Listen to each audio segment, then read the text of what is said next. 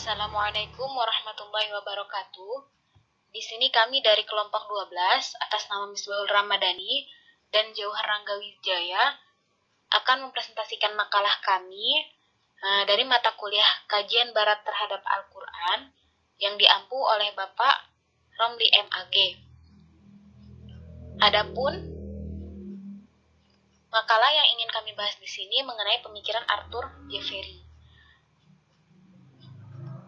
Untuk pembahasan pertama, saya akan membahas mengenai biografi Arthur Jeffery.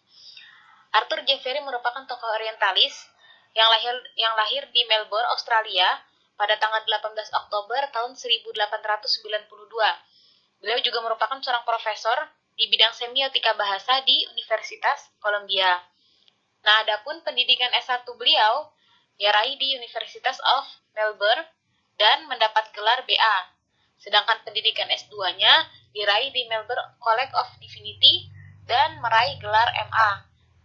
Sedangkan pendidikan S3-nya diraih di University Columbia juga dan berhasil mendapatkan gelar profesor. Adapun karir pertamanya, yaitu ia mulai pada tahun 1921 sebagai dosen dari School of Oriental Study atau disingkat dengan SOS di American University, Kairo. Nah, dari sinilah kemudian beliau bertemu dengan para misionaris yang bertaraf internasional dan mempengaruhi pemikiran beliau. Nah, ketika menjadi dosen di SOS, yaitu tepatnya di Kairo, ia tertarik terhadap bahasa Arab dan kemudian ia melahirkan sebuah karya yang berjudul The Foreign Vocabulary of the Quran, atau yang dikenal dengan kosa kata asing dalam Al-Quran. Inilah karyanya yang paling fenomenal. Kami dari kelompok 12 membahas tentang pemikiran Arthur Jeffery terhadap Al-Quran. Arthur Jeffery adalah seorang pemimpin terkemuka dalam studi sejarah Al-Quran. Ia menggeluti sejarah kritis historis Al-Quran sejak tahun 1926 Masehi. Adapun gagasan ambisiusnya, ia ingin membuat Al-Quran edisi kritis. Artinya Arthur Jeffery ini tidak serta-merta menerima teks Al-Quran secara pasif, tapi beliau ingin mengungkap nilai-nilai real daripada studi sejarah Quran itu sendiri. Yang kedua, mengenai kritiknya terhadap Al-Quran.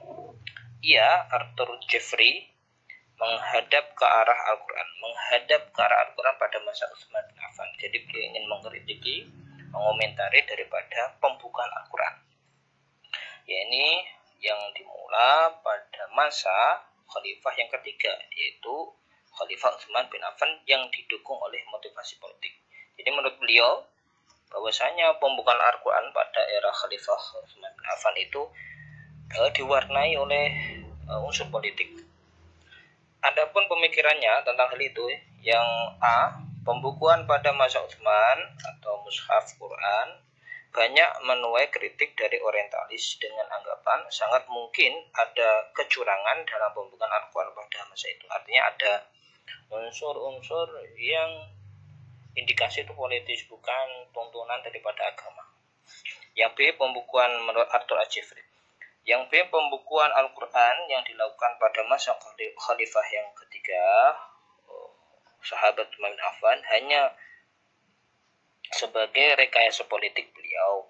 Hal ini terkait dengan hegemoni dan kebutuhan beliau sebagai khalifah dan orang Quraisy. Jadi ada unsur kesukuan dan unsur kekuasaan karena beliau memiliki otoritas, lalu menginginkan Quran itu dimushafkan. Dan demikian.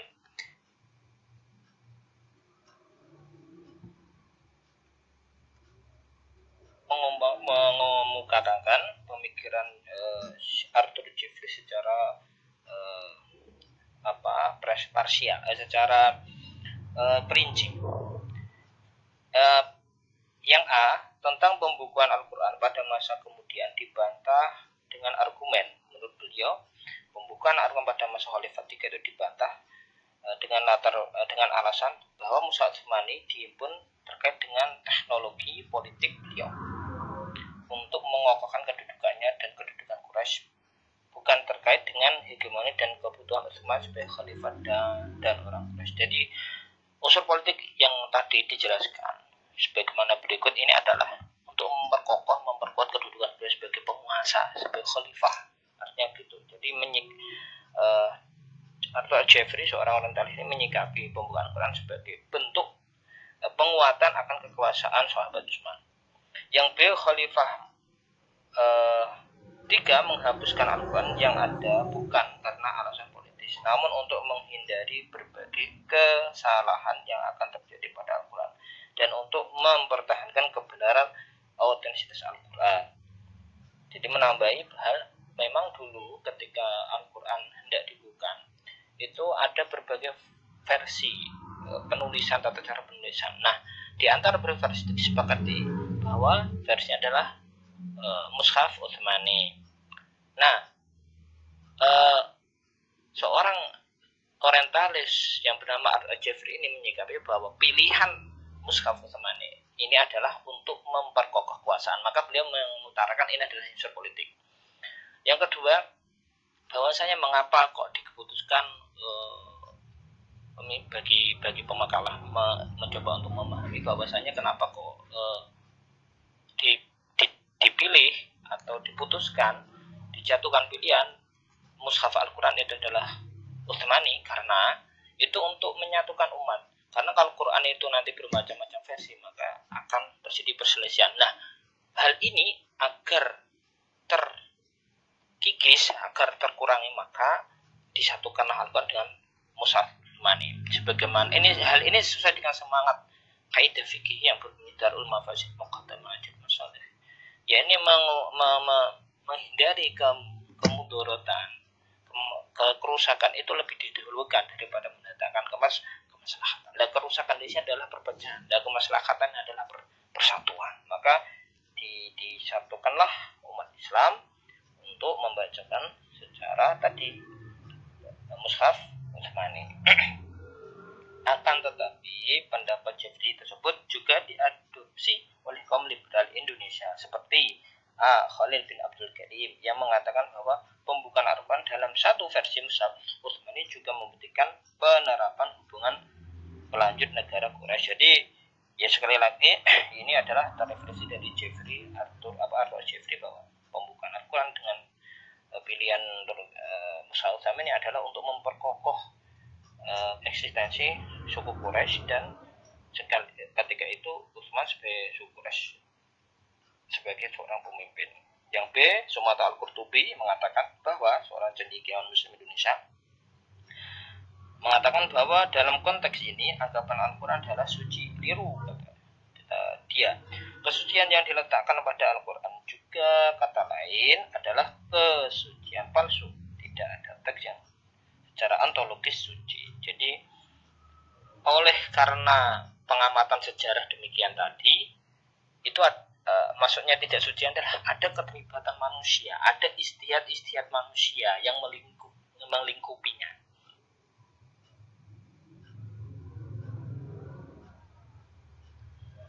Kemudian, mengenai kosakata asing dalam Al-Quran, menurut Arthur Jeffrey, melalui karyanya yang berjudul The Foreign Vocabulary of the Quran, yaitu kosakata asing di dalam Al-Quran, tujuan ia menulis buku ini adalah ia ingin menganalisa secara kritis Al-Quran.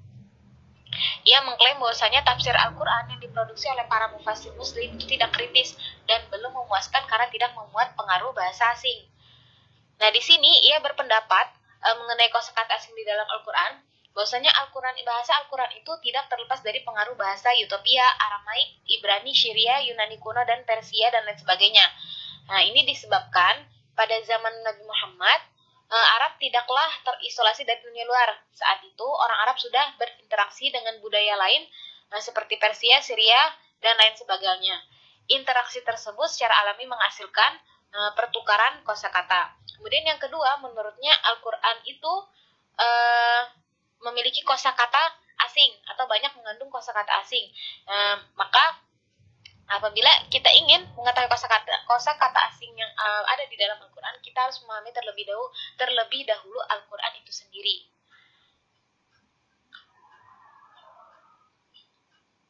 Kemudian ada pun kosakata asing di dalam Al-Quran yang diungkapkan Jeffery dalam bukunya itu kurang lebih sekitar 275 kosakata.